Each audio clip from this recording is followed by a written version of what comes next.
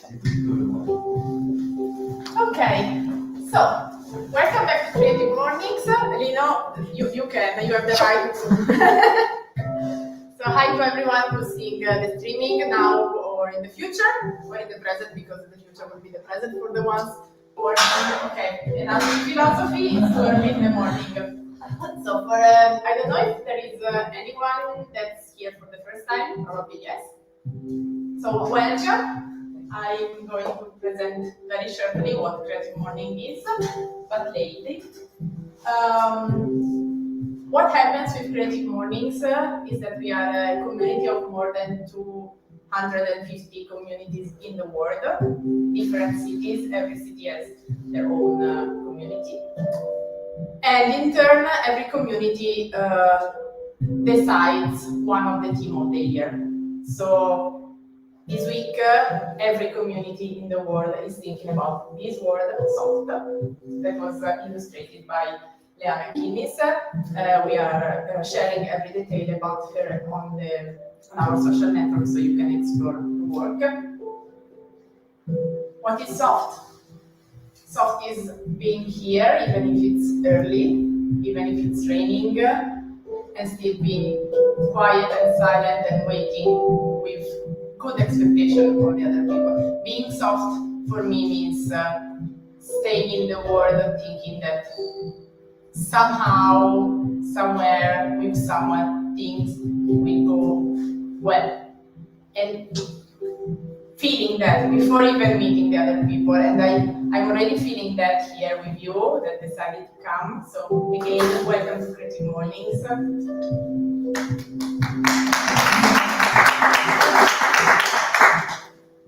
There's a special thanks that I have to to give to our location for today, because we had some kind of misunderstanding the day before, and Lino, the owner of this beautiful place, Fiori Artificiali, I invite you to explore. Maybe not, because the link is not online today. But you can find us on Instagram. Of course, and we tagged them, of course. This is a multifunctional place, I would say.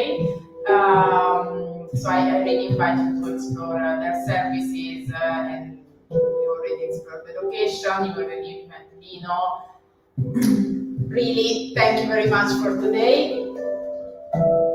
And we don't need to present him anymore because you already met him. Matteo Boseglio, you can explore his work. Thank you for being here. Thank you for fighting the rain with us today and for providing another definition of softness. The main sponsor for this year in Creative Mornings International is Adobe.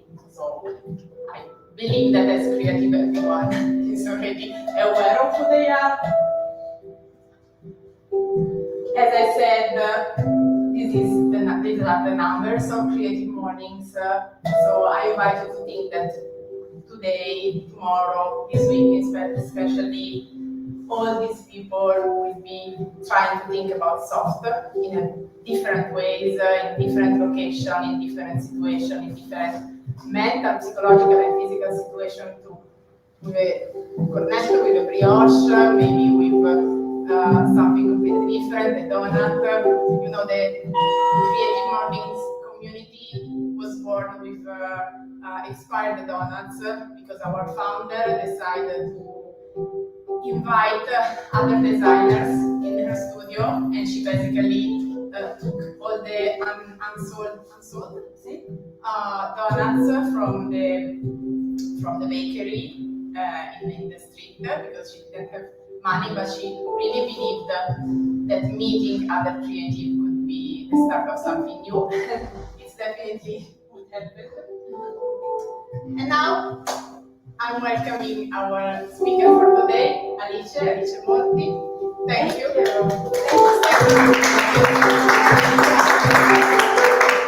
Actually, it's very funny that it's soft, which is an adjective that nobody would ever use to talk about me. So this is the very first thing. Anyway, thank you for what you said in the introduction. And one thing I want to say that you say, what is soft? Because I did not relate, so I'm hearing this for the first time. There's a phrase, very common, that is said in the Burning Man, which is about trust, that says, express your intention and playa will provide. And literally, this happened to me multiple times. I couldn't find a thing, I needed something, I asked, and somebody out of nowhere provided. So really, this is the greatest speech for your soft week. Thank you very much. Enjoy Alicia's speech. Okay. I hope everybody at home can hear me. So, my name is Alice. I was about to introduce myself in a different way, but I've decided that I will use mainly what I believe really is my thing. Of course, I work in communication, digital events, moderator, real estate, blah, blah, blah.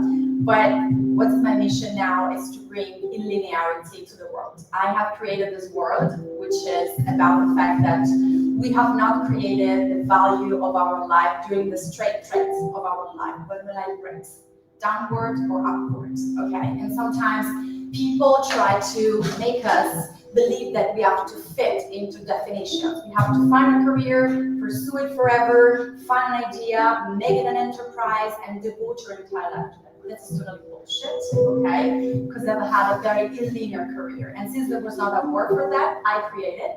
Today is my brand, Linearity. I have a podcast called Destiny Linearity, where I share a linear story, because we all are linear, okay? We just have to remember that and liberate our potential. So if I would define myself today, I'm the inventor of linearity, and that's not my work, because I'm not my work, you're not your work, you're not your job.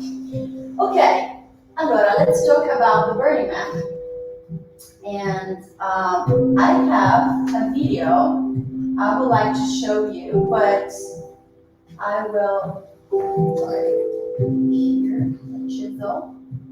Okay, it's a 5-minute video, so we're not gonna watch it fully, but just to give you a hint, okay? Matteo, ti chiedo solo se puoi per questa introduzione sospendere la tua bellissima performance.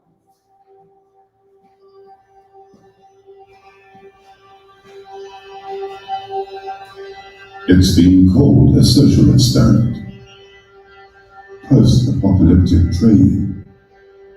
Some call it home. A temporary city emerges in the desert. Once each year. No status, no government, no currency. A society focused on the individual. 1 week of celebrating humanity, expression, and collaboration.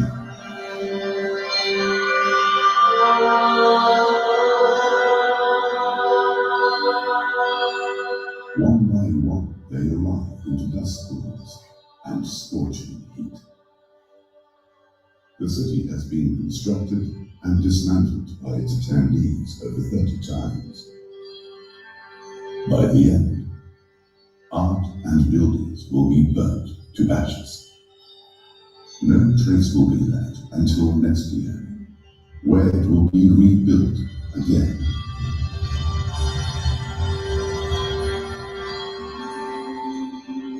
A community eager to reconnect, to explore, to build what their imaginations can conceive.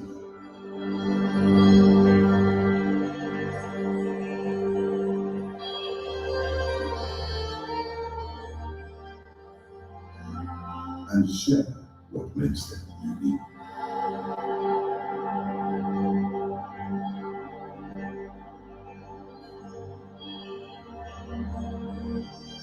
This experiment isn't about discovering the supreme being. It's about discovering what's supreme in ourselves. A recalibration of the spirit. A reminder to step outside our bubbles, put down our screens, and rediscover ourselves above the noise. To surrender, let go, and co-create a world together. This city is a labor of love. thousands of people working together to build a world that's new, one that creates unity.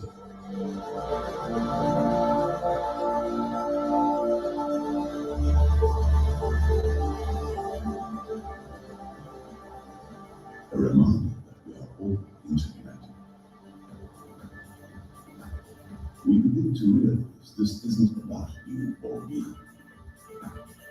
It's about us and what we create together.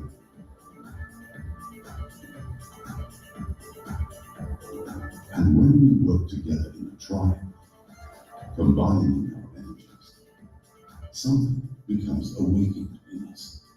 The ego begins to fade. The self becomes dedicated to something beyond you, that's greater than you.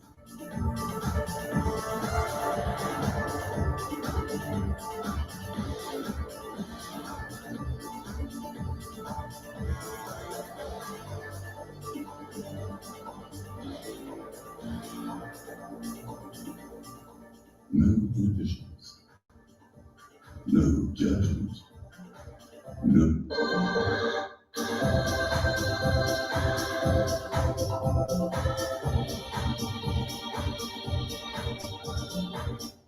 Okay. So, get very emotional when I see this video. Sorry. So, let's start. About this is just like a manual. Okay, this is my experience. Okay, this really are my notes that I wrote on my notebook that I like literally I've taken to all the farthest corner of the playa. So it's really covered in dust, in food, in drinks, in tea, and everything I was eating when I was writing those notes. So many labels have been stick to this event, even to myself, because people, I was the last person on earth that was about to go to the Burning Man. In fact, many people got surprised that I was there, and many people tried to label it as a rave, as a festival, as a place where people go like to take drugs and make orgies. And the very definition of the Burning Man is written at the Reno airport. Actually, I did not see it myself because when I arrived, I was in a very emotional mood because I don't know if you've ever heard, but this time at the Burning Man, the first 3 days, there was a huge dust storm, thunderstorm, heavy rain, floods, many camps, like 50% of the camps we even know were destroyed. So we didn't know if we were able to enter or not, and even when we entered, we faced really great problems. So I didn't see when I landed in Reno, I was not in an emotional state to look around with the kind of surprise mood. But my friend, he's from Miami, Mark, is a great friend of mine, like made a picture of it and says that the Burning Man is a global cultural movement. And movement is a key word because it's something that stays in you even when you get off the playa, and that aims at creativity, connection, and human flourishing. So it's really a laboratory where you can live very light experiences, which is not superficial, but also very deep ones. And it's an inner journey. So what I'm doing here, it's not just to tell you what I've done at the Burning Man. I'm very jealous of that, of every experience. I barely share on social media. I had a WhatsApp chat community where also there I barely share pictures and videos, very jealous. But I'm here to like share what I've learned because maybe this can spark a question in you. Maybe not necessarily have to go to Burning Man. It's not an experience I would recommend to everybody. I would recommend any personal growth course like Tony Robbins, Joe Dispenza. You go there, you take what you need, something will resonate in you, and then you go home. This is not for everybody, but it's to spark a question, to raise a new awareness. So the first lesson I've learned is like you have to travel in your life with the inner explorers, okay? You have to travel to the Burning Man, but also life in business with people that are fellow travelers. That when you fell off, they will hold the field for you. And when they do, you would do the same for them. It's a very unique situation in which all the roles disappear and you are like pushed to do things you would never do. I've never set up a tent in my entire life. I look at the tutorial 10 times, and guess what? When I arrived, the type of tent I chosen was destroyed. So I had to build a tent. I had no clue how to do that. And sometimes the people you are with, maybe you rely on them, but they fell. Even though you think they were the strongest person in the group or in the relationship. And so in that moment, there's no finger point. That's you roll up your sleeves and you start doing things. So really, the time is the most valuable asset we have. And a recent study in Harvard, the longest studies ever issued, like 3 weeks ago, says that the number one factor impacting on your longevity is, you know what it is? Guess it. Relationships.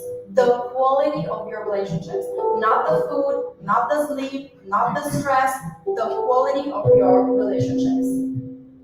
Lesson number 2, the discomfort as a teacher. This is my WhatsApp picture because I don't want to explain to anybody. I was just saying I'm in the desert till the 5th of September. So like leave me alone, okay? So discomfort, this has two faces of the same coin. So the first one is when I was there the very first days, I had a totally emotional breakdown. I started crying. I thought I was about to die almost because really there were these thunderstorms, these floods. I mean, you are under a tent in the middle of nowhere. You cannot go anywhere. You cannot take a taxi. You cannot go to a hotel. So you're there, naked, let's say, in the middle of nowhere. So discomfort is a teacher because it tells something about you, about your unresolved trauma. And to live it as a teacher, you have to live it as it is. So I have people around me, maybe people that were their 3rd, 10th birth around me, they ask me, how are you? And I said, I'm sad, I'm frustrated. And nobody tried to convince me that things will go well. They were saying, okay, do you want a cup of tea? So staying in my discomfort, okay, helped me to recover better. And what followed after that, because at a certain point the sun started rising again the 3rd day, it made the experience the most incredible of my entire life. I just another one before this, that was the first incredible experience of my life. It's called the Hoffman process. But now this has become the most incredible experience I've ever lived. This applies to others. I hope you're not there to do drugs. Few people wrote this to me on social media, okay? Normally I would have replied, oh no, I'm not here, I don't smoke, I've never got drunk, I don't drink, So I would have explained myself. I replied to them, why would it change your mind? I mean, that's not a question, that's an affirmation. So when people are labeling you, okay, that you're there to do something, that you are poor, that you're weak, that you're not strong, that you're afraid, they're labeling you, that label says more about them than about you, because they cannot stay in that discomfort. They cannot admit that somebody like me, okay, because the first question everybody asked was, did you do drugs? Okay, and the answer is no, but this does not make me a hero. So a person like that wouldn't accept that I was there, not drinking, not smoking, not doing drugs, and still having the greatest experience of my life. So discomfort is a teacher for yourself and others, so you have to stay inside it. Because at the first days I would like to escape. If I had found a way to get out of the camp, I would. But fortunately, I didn't. And again, this is what I said, be aware of label markers, okay? So the quickest way to diminish someone is to reduce them to a category, okay? And so the narrative that was here in Italy was, oh, there's this orgy place in the middle of the desert of Nevada where people do drugs that have been punished by bad weather conditions, okay? So like the religious one. So, I mean, of course, there are camps dedicated to sex. There's the orgy dome, but it's not about that. There are 80,000 people there. There was a camp we're talking about the chai tea, the blue chai tea. We camp about mathematics, where they serve the tea and coffee at 3:14, like the Pigreco, okay? Lesson number 4, every person reflects you. So this is one of the hardest lessons for me. When you go to the bird, you have many people sharing their story, okay? Sharing how they came to that point. And sometimes the fact that you're a stranger make them tell a lot of stuff they would not tell anybody. Maybe they're recovering from drugs, maybe they have loss, things that would never told to their normal circle of peers, of people around them. And I think that every person is a mirror and should be considered as that. Because what I'm saying, what I want to say is that when we hear the story of somebody else, we tend to compare. So she's married and she has a kid. I'm not. So what am I doing? She seems successful, okay, but I'm not where I am. So listen to the other people's story without comparing and without judging. Because if you're judging, see she's or he is like far beyond you or far behind is the greatest challenge. This doesn't mean you don't have to ask questions, okay? I ask a lot of questions about myself. One of the greatest questions I have in mind right now, to be truly transparent, is about maternity. I'm turning 40 and I do not have kids. And I don't know if I'm going to have them or not, because I want them or do not. So ask yourself questions, but don't compare. It's just a mirror. So you mirror in the other, and this helps your journey. But you have your journey, he has your journey, she has her own journey. But that's the difficult part, because really you got a lot of people living, okay, in different places, and sometimes everybody seems to having a great life, and you might be scared to be back to your old life, okay, and be imprisoned in that, but it's not, because when you come back from such an experience, you're a totally different person. And hope is everywhere. Literally, okay, I never went camping in my entire life. People were surprised that me having breakfast at Hilton 4-star or Mandarin Oriental was sleeping in a tent, and the first night I was sleeping on the floor because there was a flood and we couldn't take our luggage and our bed in the tent. I was with my brother. So I slept almost on the floor, and during the day there are 34 degrees Celsius, but in the night there are 5 or 6. So you have like your thermal equipment. So I felt at home. So we have to think that we're so dynamic and evolving that today there's not a place to be called home forever. So home is a place for sure where you have your roots. Many of you live now in Milan, but they're not from here. But like home is Italy. Home for me is also Dubai. Home was the house of people that invite me to come over to visit them that I met there. New York, Miami, Mexico City. So literally home is everywhere. And this fragmentation, it's not really something that divides us, that makes us feel all connected to everybody. You see yourself in the others. And then again, talking about drugs and everything, what is true freedom? Burning Man is a place where roles fade away, they disappear, okay? Maybe you don't know, but the man burns on Saturday because it represents the society, all the roles, all the, definitions that are sticking onto you, okay? At Burning Man, you don't care, you're a woman, you're a man, you're a mother, you're married, you're single, nobody cares about it, just you. So in a place where role fades away, still many people play some roles. So the freedom, I went to the Burning Man very open, okay? I just didn't go saying, okay, I've never smoked, I wouldn't smoke. I never do drugs, I'm not taking mushrooms. I went very open because there's a phrase that says that your mind is like a parachute, so it works only when it's open, okay? Freedom is not choose everything that you can do, because at the Burning Man you can do everything. You can go, you can walk down the streets naked, okay? You can dress whatever you want, you can do any kind of experience, but freedom is not choosing everything you can choose, it's choose in alignment who you are. There were people at the Bird that actually did some things like putting drugs because people were expecting them to do that. People were expecting them to go for the excess. And again, what's the excess? What's normality? They're all relative concepts. So freedom is about really choosing what is for you in that moment. Maybe it's something you've done your entire life.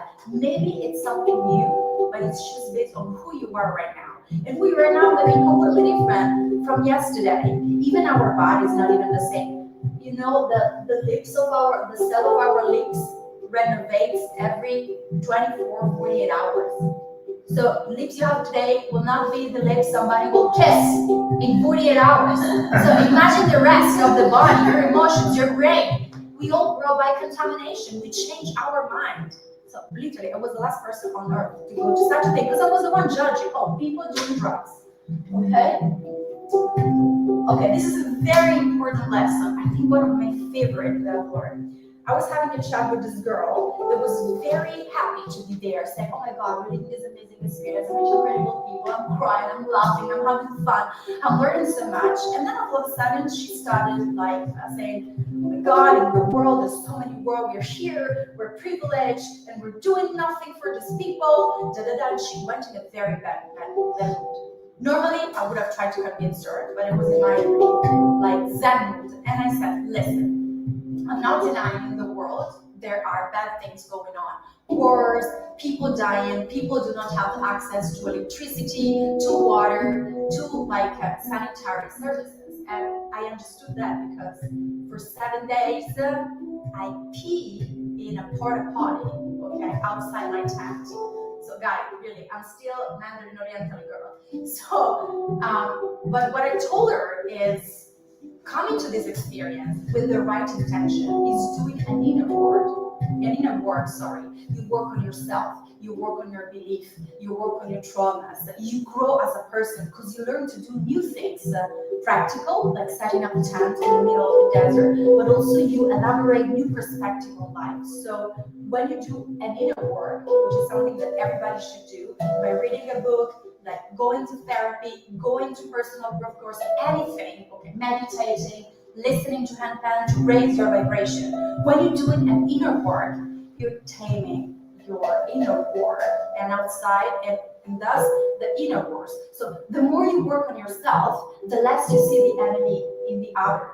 And so actually being at the Burning Man with this intention and working on yourself and raising vibration, it's something that somehow will help you not to start a war with your neighbor or a war with anybody else. War started because ideas clashes. First with 2 people, and then 3, and then 4, and then 10, and then countries, and then continents. So, and this made her refocus, okay? And so when we say, what can I do compared to what is going on in the world, work on yourself.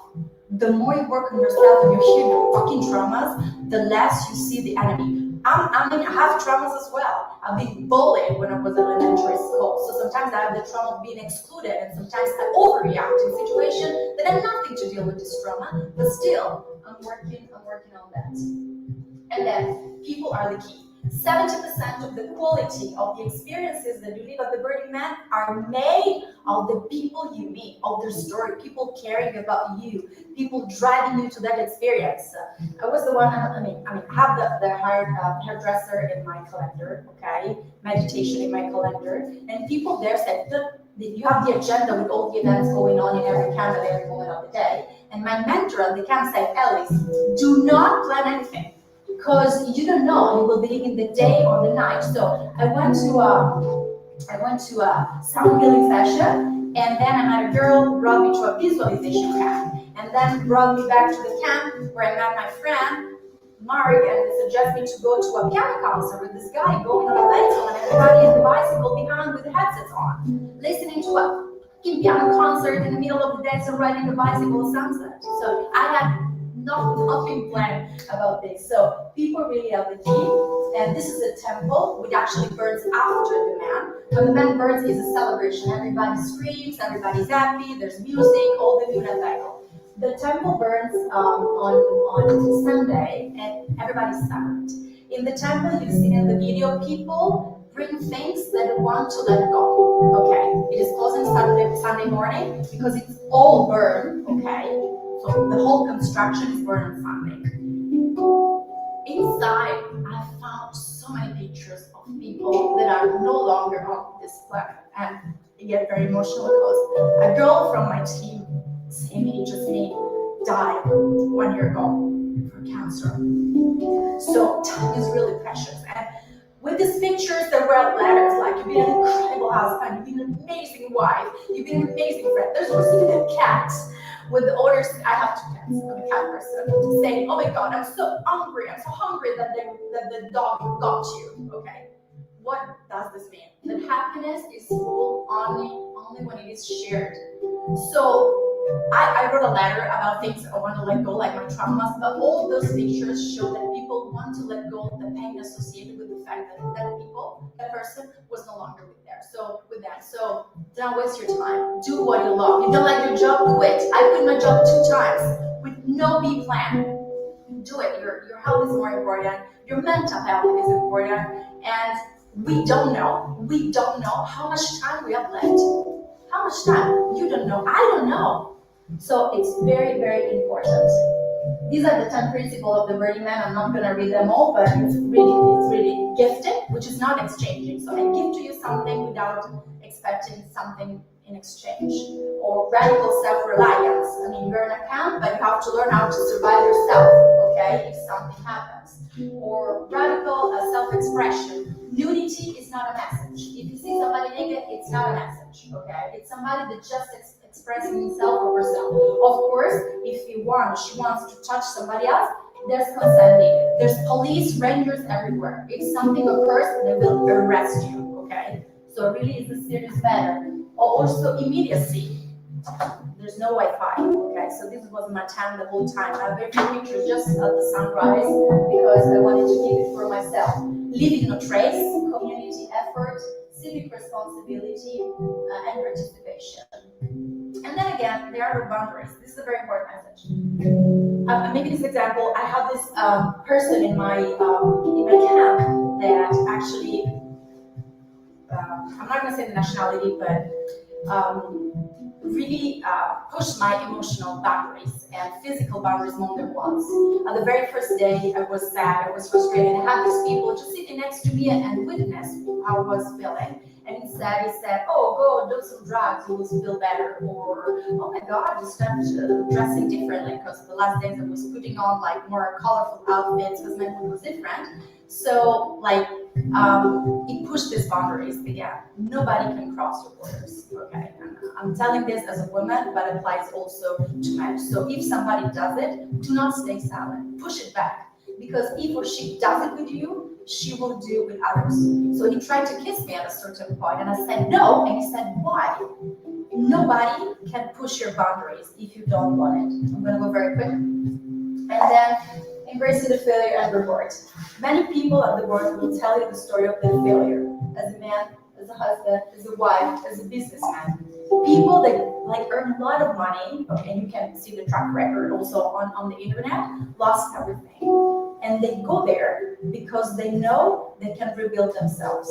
And this is why the man every year is burned and it's rebuilt again. And in nowadays, where we don't know how our job is going to evolve, especially what our talents are, because maybe we have, keep that behind us, okay? This is a great message that we always start again. The linearity. I was an employee, then I had a digital, I quit at 30, I founded a digital startup, then after 3 years, I quit it again, back to multinational. Now 2 years, I'm a freelancer. And sometimes somebody told me that my career had no value because it was not linear. That's not true. And now sharing for me is no more caring, it's loving. I have people share everything, smiles, tea. Now when I prepare tea, I tend to make it more, also for my co-workers or people. It's something that I've never came to my mind before. So really, I have a sense of community. So sharing is not caring, sharing is loving. So something you like, try to share with somebody else. Maybe she or he will like it. It's something that we don't do that often because we think we do not want to disturb or, we don't want to contaminate. And 2 more lessons. It's what gets dismantled with the tent. My friend Diane, who works with me, said, what did you dismantle with the tent? 2 things. First of all, my discomfort of feeling excluded when I was the one not drinking, not smoking, not taking drugs. Have been living my entire life feeling like I was the wrong one. People were going out and drinking cocktails, and I was ordering my hot tea. And for me, it was discomfort. Now I let it go because I could live with other people that did different choices, and that's a matter of fact, because I don't know their journey, the most incredible experience of my life. And second, most important, I said soft is not one of the adjectives that people use to describe me, but it's my femininity. For too much time, I had to make it dormant, okay? I had to play the man role to prove that I was strong, that I always, rock and roll. And I attracted also many people that were vibrating with the wrong feminine energy, especially men. And at the birth, I met incredible, I speak as a woman, but it is also vice versa. I attracted around me very good male energy. Male energy that doesn't have the need to diminish my intelligence or to label some labels on me like you're too sexy or you're dressed good like this or not. So I can be all myself, and I can vibrate my feminine energy that for so many times has been dormant. And then community power. I had this WhatsApp group with my mom, my dad. Very proud that I was there, knowing that I was about to be myself and friends. And I asked them if I'm about to share that I feel discomfort, that I'm sad, I'm frustrated. Don't try to say, "Oh, everything will go." Don't do that. Let me just witness. Let me stay in my discomfort. They all respected it. Somebody's connected right now because they live in a different part of the world, and I really appreciate that. And then the 14th lesson, I will not share now. I will share just in person, but it's called the mushroom effect. So if we have the chance to, I choose mushroom especially for a reason. If we have the chance to drink a coffee together, I will share this lesson with you. And this is one of the last pictures I shoot at the bird, because at a certain point I said what I'm about to do, and the Cheshire cat appeared. So, and I was in Wonderland, saying, you know what the Cheshire cat said? We are all mad here. So normality is a very relative concept. And now, 1 minute. This video is not public, okay? So ask Matteo to end his performance. It's on my private Instagram, and it's like a hint of myself I would like to share with you right now about the bird. So this is my Instagram. Okay. Oh, sorry, this is not. Where is it?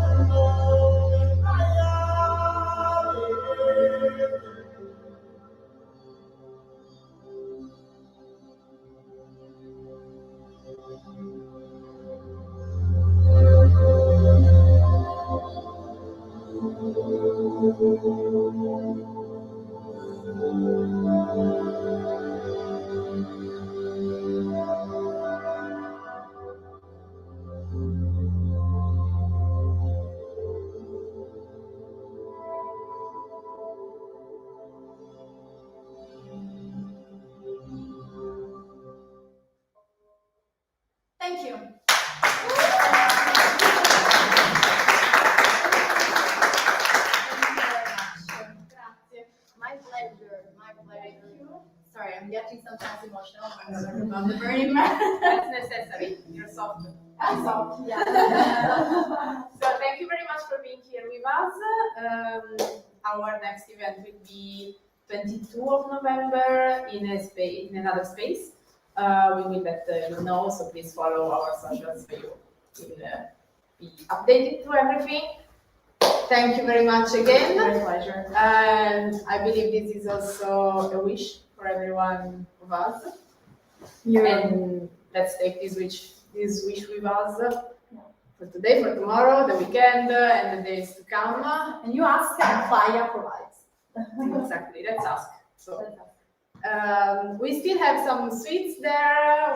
There is some coffee. You are welcome to stay for a very little bit because at 10 we have to go and leave. We have to go. Yes. So that's it for today. Thank you again. Thank you, Thank you so much for inviting me. Sorry. Thank you, Matteo. Thank you. And to all of you.